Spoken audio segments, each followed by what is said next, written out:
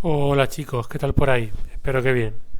Bueno, vamos a ver el cuarto vídeo del franquismo y vamos a hablar un poco del periodo comprendido entre el final de la Segunda Guerra Mundial en 1945 y 1950. Esos 5 años que se caracterizan sobre todo por la autarquía. Autarquía significa, en el contexto nuestro español, autoabastecimiento. Vamos a ver por qué España se autoabastece y cuál es el resultado.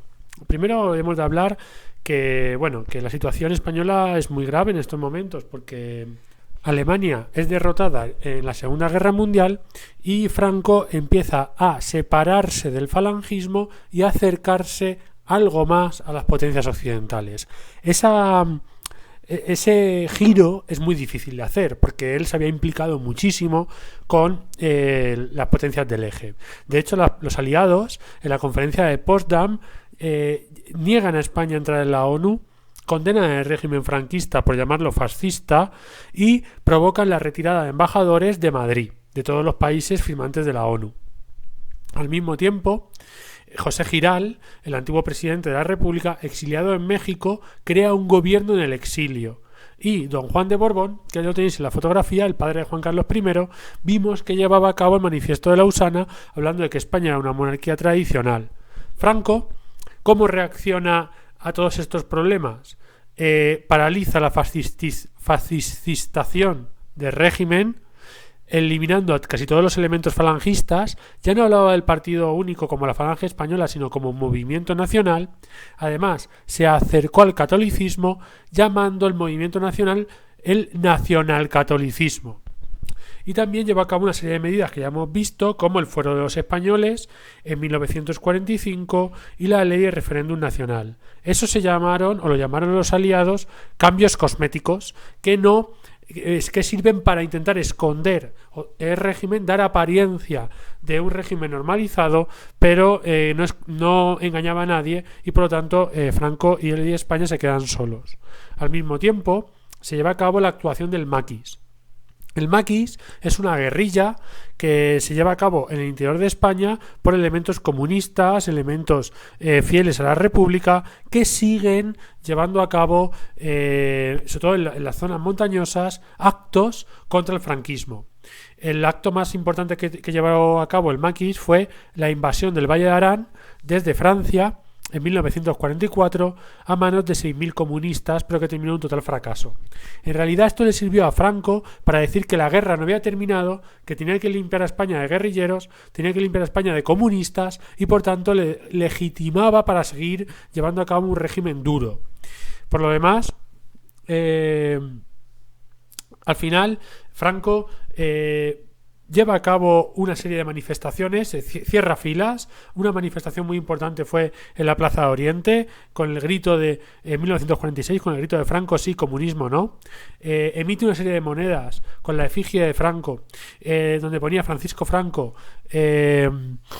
caudillo de España por la gracia de Dios, y establece la ley de sucesión a la jefatura del Estado en 1947, por la cual se establecía él como dictador a perpetuidad, ¿verdad? Eso ya lo hemos visto.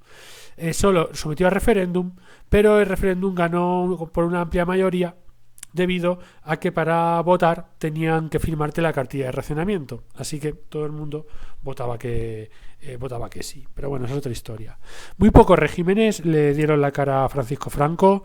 Uno de ellos fue la Argentina de Perón, que además mandó muchísima carne de ternera a España para ayudar al hambre, pero esa carne nunca llegó a la ciudadanía, sino que era reservada para el ejército o ciertas instituciones del régimen. También la Portugal de Salazar ayudó al régimen franquista.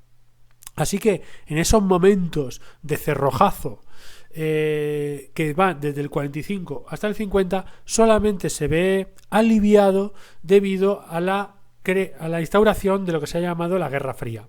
Estados Unidos y la Unión Soviética, que habían sido aliados durante la Segunda Guerra Mundial, empiezan a separarse y enfrentarse. El primer gran conflicto en el que se enfrentaron será la Guerra de Corea en 1950, pero la tensión ya surge antes. Ahí en el dibujo tenéis a a John Fitzgerald Kennedy y a Nikita Khrushchev echando un pulso sentados sobre bombas atómicas, ¿verdad? Pero es lo que significa esa Guerra Fría con el miedo a la invasión, a la guerra nuclear en cualquier momento. Bueno, como Franco es un baluarte en contra del comunismo mundial y España tiene una situación estratégica entre Europa y África y entre el Mediterráneo y el Atlántico, se desbloquea poco a poco el sistema franquista. De manera que, por ejemplo, Francia, que había cerrado su frontera en el 45, la reabre y Estados Unidos ya le da un primer crédito a España de 25 millones de dólares. Porque España no había entrado antes del 49, no había entrado en el plan Marshall, que era el plan de créditos y de reconstrucción de Europa tras la Segunda Guerra Mundial. Bueno, pues en ese contexto es en el que juega Franco. Franco fue lo suficientemente habilidoso para sobrevivir a la caída del eje y ganarse la ayuda 5 años después, a partir de los años 50, de Estados Unidos, que es el gran dominador mundial. Pero los años comprendidos entre el fin de la guerra y 1950 son los años de la autarquía, que significa autoabastecimiento.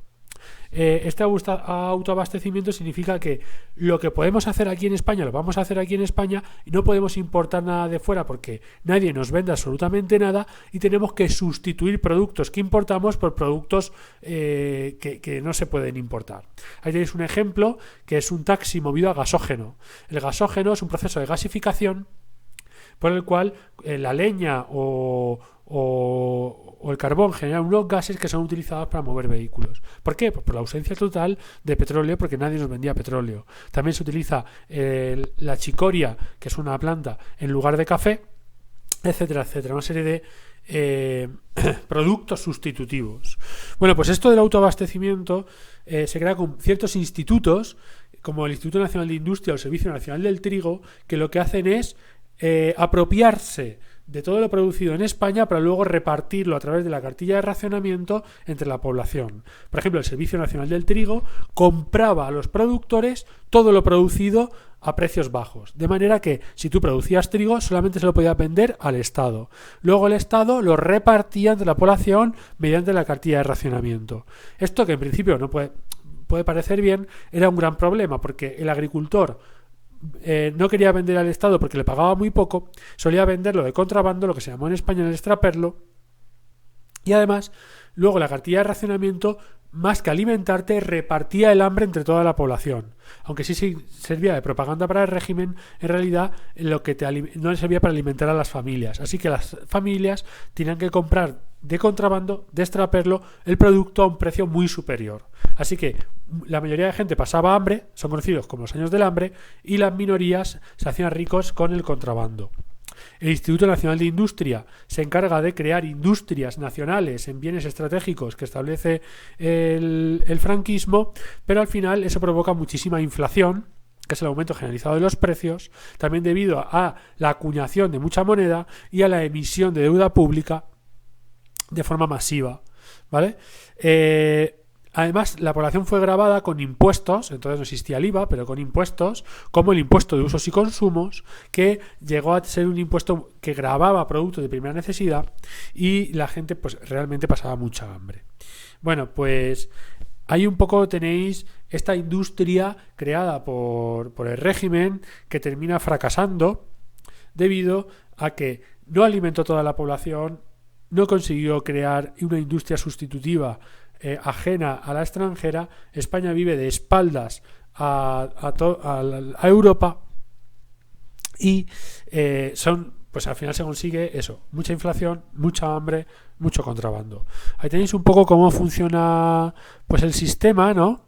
En este diagrama, como os he explicado antes, el Estado compra a los productores y vende a los consumidores a un precio fijo, pero los productores no quieren vender al Estado, desvía todo lo que pueden al mercado negro para obtener más beneficio. Es lo que se llama en España como contrabando o extraperlo. Esto hace que se produzca un abastecimiento del mercado, mucha hambre, suban los precios, se imponen cartillas de racionamiento, con la cual, si te las sellaban, pues obtenías unos alimentos muy básicos, además teniendo en cuenta que en aquella época la mayoría de la población tenía familias muy numerosas.